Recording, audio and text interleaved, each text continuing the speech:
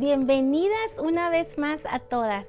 Estamos muy contentas de poder conectarnos contigo a través de tu celular o tu computadora. Y si eres una anfitriona en casa, te felicito doblemente por disponer tu tiempo al estudio de la palabra. Sé que este estudio está hablando y preparando fuertemente tu corazón para verdaderamente vivir la palabra. El día de hoy estaremos estudiando el capítulo 2 del libro de Santiago y estaremos abordando dos temas muy importantes para la Iglesia de Cristo, que somos tú y yo. La parcialidad, quiere decir el favoritismo o la acepción de personas, y la fe sin obras es muerta. ¿Oramos? Padre, te damos gracias, Señor, en este momento. Yo te doy gracias por cada mujer que está viendo este video. Te pido una bendición especial en donde quiera que ella esté, en su casa, en su carro, en su trabajo. Si hay mujeres reunidas, toma control, Señor, de este estudio y te pido, Dios, que cuando terminemos podamos salir con una convicción firme de poder vivir la palabra. En el nombre de Jesús. Amén. El punto número 1 nos habla de una amonestación contra la parcialidad, contra el favoritismo. Acompáñame a Santiago 2 y de los versículos del 1 al 4 podemos ver cómo se expone el pecado de la parcialidad y la discriminación en la familia de Dios. Santiago 2:1 dice así: Hermanos míos, que vuestra fe en nuestro glorioso Señor Jesucristo sea sin acepción de personas. La fe gloriosa que tenemos, la fe en nuestro Señor Jesucristo, nunca debe estar asociada con la acepción de personas, con la discriminación. El mismo glorioso Señor no mostró parcialidad, así que tampoco los que han puesto su confianza en Él deberíamos de hacerlo. Debemos de recordar bien que Santiago escribió a una era muy parcial, llena de prejuicio y odio, basada en la clase, etnias, nacionalidad y trasfondo religioso. ¿No crees que es muy parecido al día de hoy? Hoy en día estamos viviendo una ola impresionante de división política, social, espiritual, económica, de género, entre muchas otras más. Y lamentablemente esa división está infiltrada dentro de la iglesia. ¿Y quién dijimos que era la iglesia? Tú y yo. Damos gloria a Dios porque un aspecto significante de la obra de Jesús es el romper esas murallas que dividen a la humanidad. La unidad y apertura de la iglesia primitiva era un asombro para el mundo antiguo, pero esa unidad no llegó automáticamente. Como este mandato de Santiago es mostrado, los apóstoles debían de enseñar a la iglesia primitiva el tener la fe en nuestro glorioso Señor Jesucristo, sin acepción de personas. En Santiago 2, del 2 al 4, vemos un ejemplo del tipo de parcialidad que no tiene lugar entre los cristianos.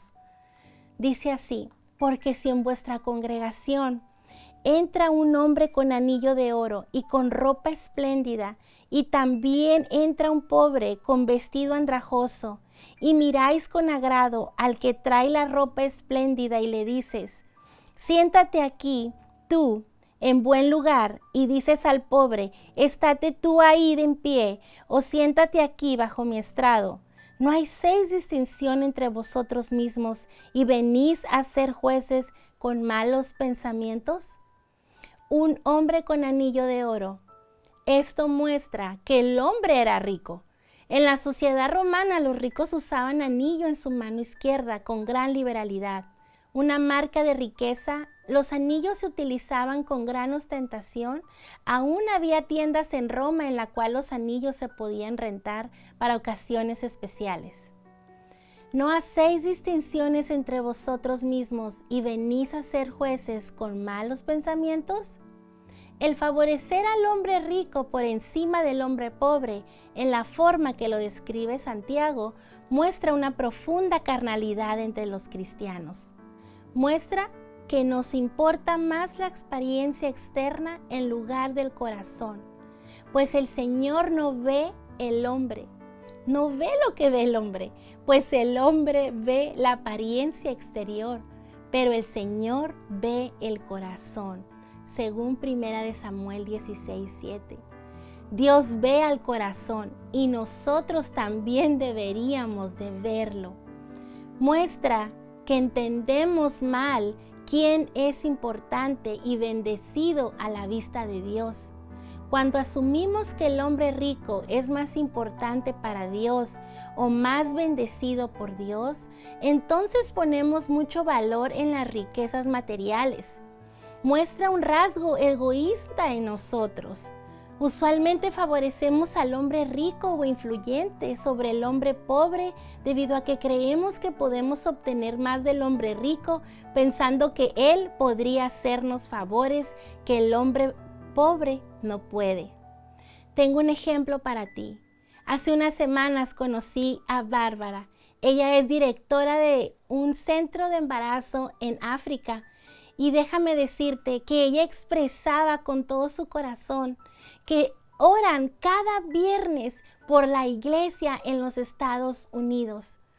Y son niños huérfanos, son mujeres que no tienen ni la mínima ingreso económico que tú te puedas imaginar. Y están ahí cada viernes orando por ti y por mí, que nos levantemos y que podamos ser de impacto en esta nación con un testimonio para vivir la palabra y ser una bendición a las naciones. Gente pobre orando y marca la diferencia de una manera que ni tú y yo imaginamos.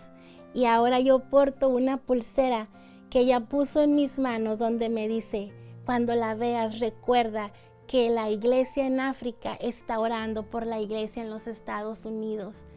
¡Wow!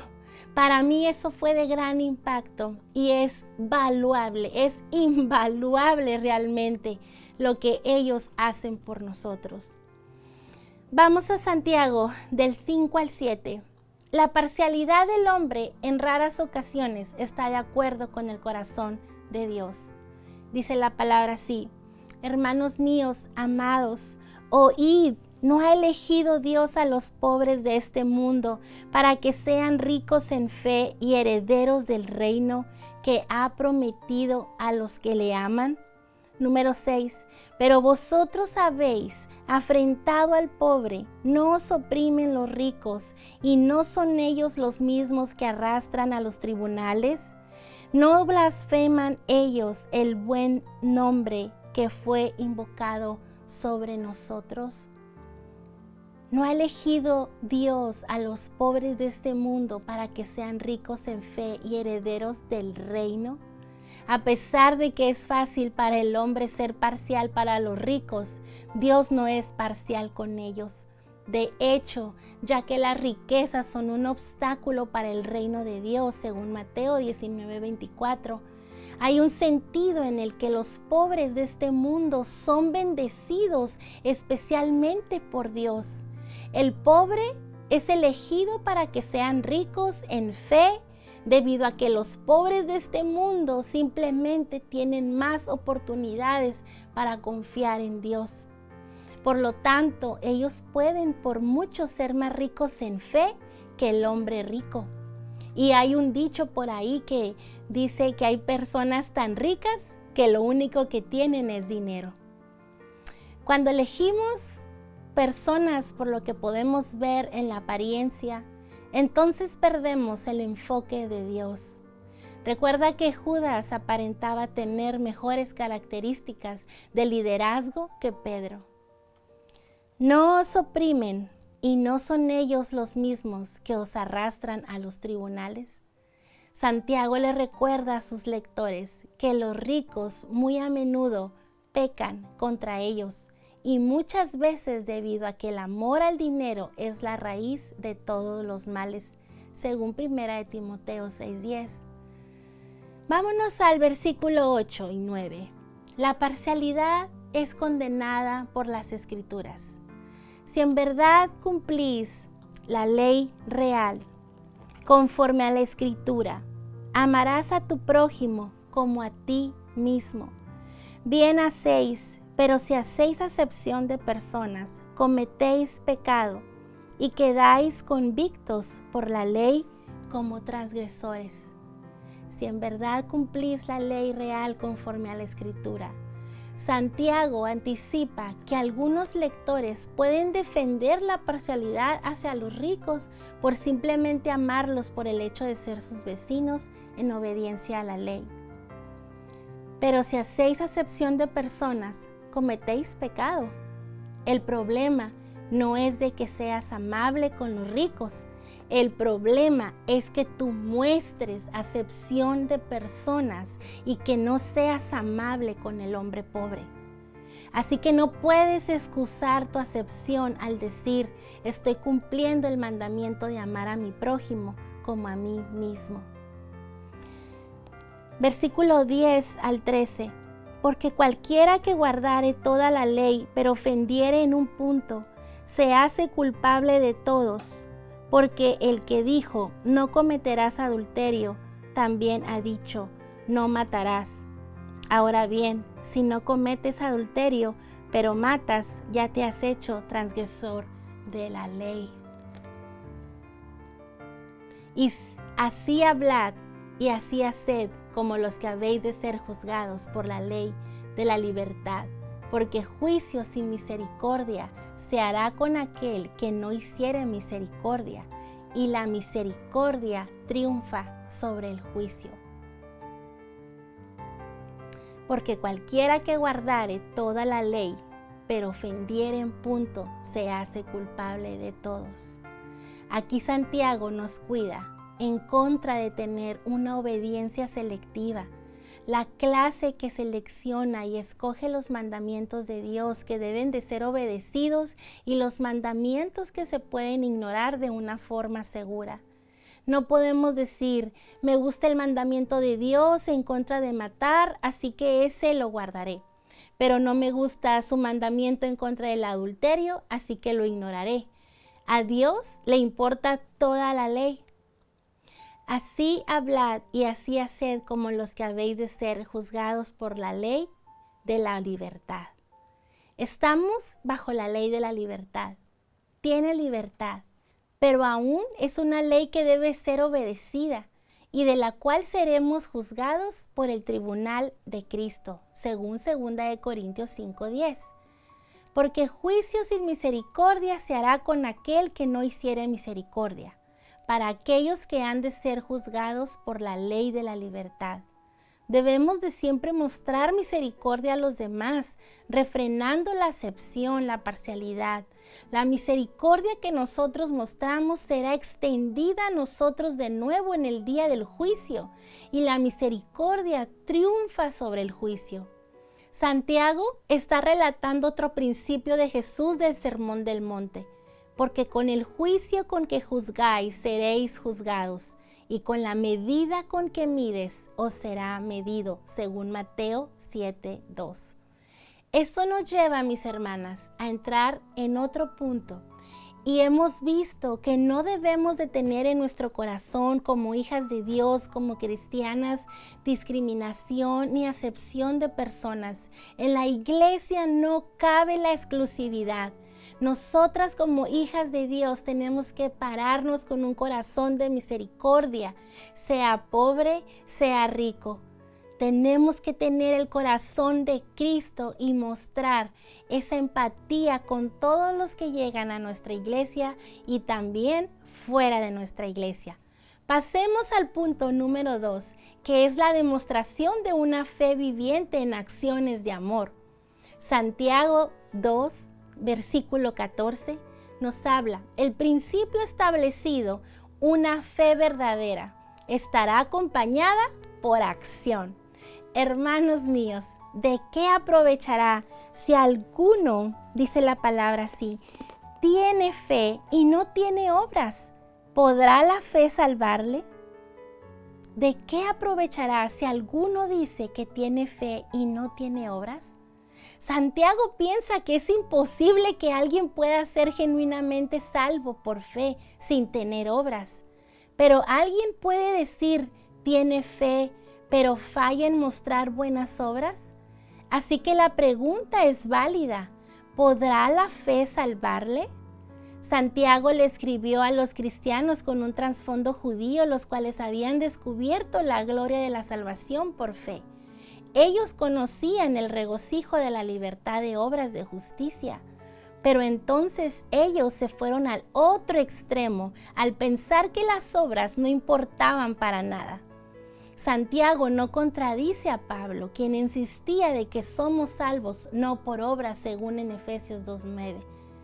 Santiago simplemente clarifica el tipo de fe que salva. Somos salvos por la gracia a través de fe, no por obras. Pero esa fe que salva tendrá obras que la acompañan.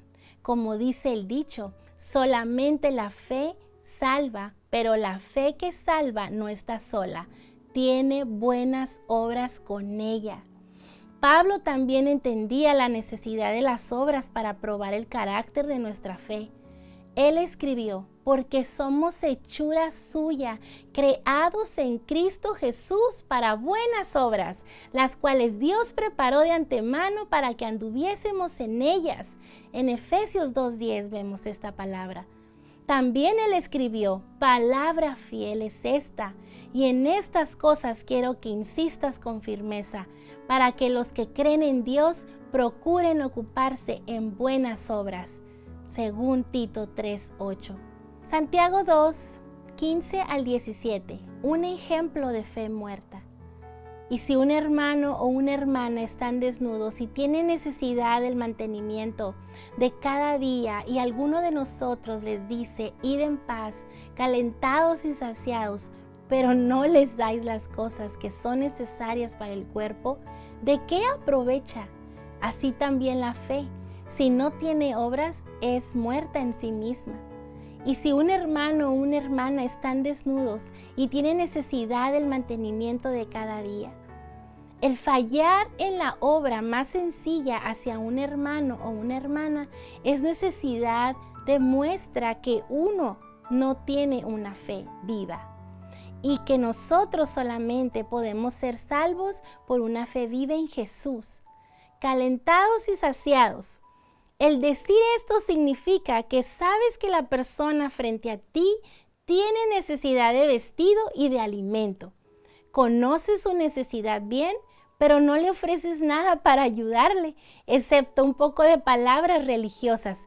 Voy a orar por ti. ¿De qué aprovecha? Una verdadera fe y las obras que las acompañan no están hechas solamente de cosas espirituales, sino también de una preocupación de las necesidades más básicas, tales como la necesidad de consuelo, abrigo, comida. Cuando las necesidades aparecen, deberíamos entonces orar menos y simplemente hacer más para ayudar a la persona en necesidad. Algunas veces podemos orar en sustitución de acción. Así también, la fe no tiene obras, es muerta en sí misma. Esta es la primera vez que Santiago habla de fe muerta. La fe por sí sola no salva, pero debe de ser una fe viva. Podemos darnos cuenta si la fe está viva al ver que esté acompañada por obras. Y si no tiene obras, está muerta. Una fe viva es simplemente una fe verdadera. Si en verdad creemos en algo, entonces seguiremos y actuaremos de acuerdo a ello. Si en verdad ponemos nuestra confianza y fe en Jesús, entonces nos importarán los que están desnudos, si tienen necesidad de mantenimiento, de alimento, justo como Él nos dijo. Una fe viva no se puede separar de las obras. Vámonos al 18 y 19. Pero alguno dirá, tú tienes fe y yo tengo obras. Muéstrame tu fe sin tus obras y yo te mostraré mi fe por mis obras. ¿Tú crees que Dios es uno? Bien haces. También los demonios creen y tiemblan. tú tienes fe y yo tengo obras. Algunos podrían decir de que ellos tienen el don de obras y que otros tienen el don de la fe. Está bien que tú tengas tu don de obras y que estés preocupado por los necesitados, pero eso no es mi don. Pero Santiago tendrá ninguna de estas maneras de pensar. La fe verdadera se demostrará por obras. Muéstrame tu fe sin tus obras y yo te mostraré mi fe por mis obras. La apelación de Santiago es clara y lógica. No podemos ver la fe de alguien, pero podemos ver sus obras. No puedes ver fe sin obras, pero tú puedes demostrar la realidad de fe por obras. ¿Tú crees que Dios es uno? Bien haces. También los demonios creen y tiemblan, según el versículo 19. La falacia de fe sin obras es demostrada por los demonios, los cuales tienen una fe muerta en Dios. Los demonios creen en el sentido de que reconocen que Dios existe, pero esa fe no hace nada por los demonios, debido a que no es una fe real y es probada por el hecho de que no tiene obras en ella. Del versículo 20 al 24, Abraham como un ejemplo de fe viva. Mas quieres saber, hombre vano, que la fe sin obras es muerta. ¿No fue justificado por las obras Abraham, nuestro padre, cuando ofreció a su hijo Isaac sobre el altar? ¿No ves que la fe actuó juntamente con sus obras y que la fe se perfeccionó por las obras? Y se cumplió la escritura que dice: Abraham creyó a Dios y le fue contado por justicia y fue llamado amigo de Dios. Vosotros veis pues que el hombre es justificado por las obras y no solamente por la fe. Asimismo, vamos a quedarnos ahí en el 24. No fue justificado por las obras Abraham, nuestro padre, cuando ofreció a su hijo Isaac sobre el altar. Abraham fue justificado por fe mucho antes que ofreciera a Isaac. En Génesis 15:6 lo vemos. Pero su obediencia al ofrecer a Isaac demostró que él verdaderamente confiaba en Dios. ¿No ves que la fe actuó juntamente con sus obras y que la fe se perfeccionó por las obras? La fe y las obras cooperaron juntas perfectamente en Abraham. Si él nunca hubiera creído en Dios, él nunca hubiera podido hacer la buena obra de obediencia cuando se le pidió que ofreciera a Isaac. También su fe fue demostrada ser cierta, fue completa, se perfeccionó debido a su obra en obediencia. Vosotros veis, pues, que el hombre es justificado por las obras y no solamente por la fe. Versículo 24. La fe no justificará al hombre. Si es una fe que no tiene obras, es una fe muerta. Pero una verdadera fe, una fe viva, una fe real, genuina, muestra ser verdadera por obras buenas y esta por sí sola justificada. Las obras deben de acompañar una fe genuina, debido a que la fe siempre está conectada con regeneración, el nacer de nuevo, el convertirse en una nueva criatura en Jesús, según 2 Corintios 5:17. Si no hay evidencia de una vida nueva, entonces no hubo una fe genuina, una fe que salva. Como lo dijo Charles Spurgeon, la gracia que no cambia mi vida no salvará mi alma. Cierro con esto. Vámonos a Santiago del 25 al 26. Asimismo también Rahab la ramera, ¿No fue justificada por obras cuando recibió a los mensajeros y los envió por otro camino? Porque como el cuerpo sin espíritu está muerto, así también la fe sin obras está muerta. Rahab demostró su confianza en el Dios de Israel al esconder espías y al buscar salvación de su Dios. En Josué 2 del 8 al 13 lo podemos ver. Su fe se mostró ser una fe viva debido a que hizo algo. Su convicción en el Dios de Israel no hubiera salvado su vida si ella no hubiera hecho algo con esa fe.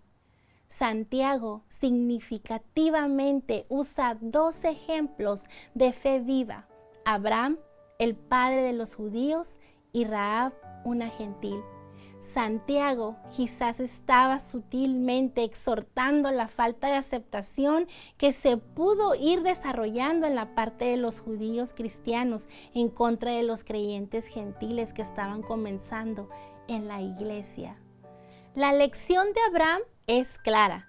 Si creemos en Dios, entonces haremos lo que Él nos diga que hagamos. La lección de Rahab también es muy clara. Si creemos en Dios, entonces ayudaremos a su pueblo, aún bajo nuestro propio costo. ¿Te parece si oramos? Ha sido un estudio que ha hablado tanto a nuestras vidas. Dios seguirá poniendo en nuestros corazones una firmeza para nosotras poder vivir la palabra. Oremos. Señor, te damos gracias. Gracias por este estudio, por este capítulo 2 de Santiago, donde tú nos has hablado. Permítenos vivir la palabra, Señor. Yo te pido que tú pongas en cada corazón un despertar para poder ser testimonio de una verdadera hija de Dios. Bendice a cada mujer, Señor, en el nombre de Jesús. Amén. Fue un gusto haber estado contigo y te reitero que nuestra meta es que estos estudios sean de bendición para tu vida. Queremos darte las gracias por seguir buscando crecer en la palabra de Dios y te invitamos a seguir en nuestras redes sociales como Virtuosa SMCC. Mi nombre es Nancy Tiznado y te esperamos en el próximo estudio de Vive la Palabra.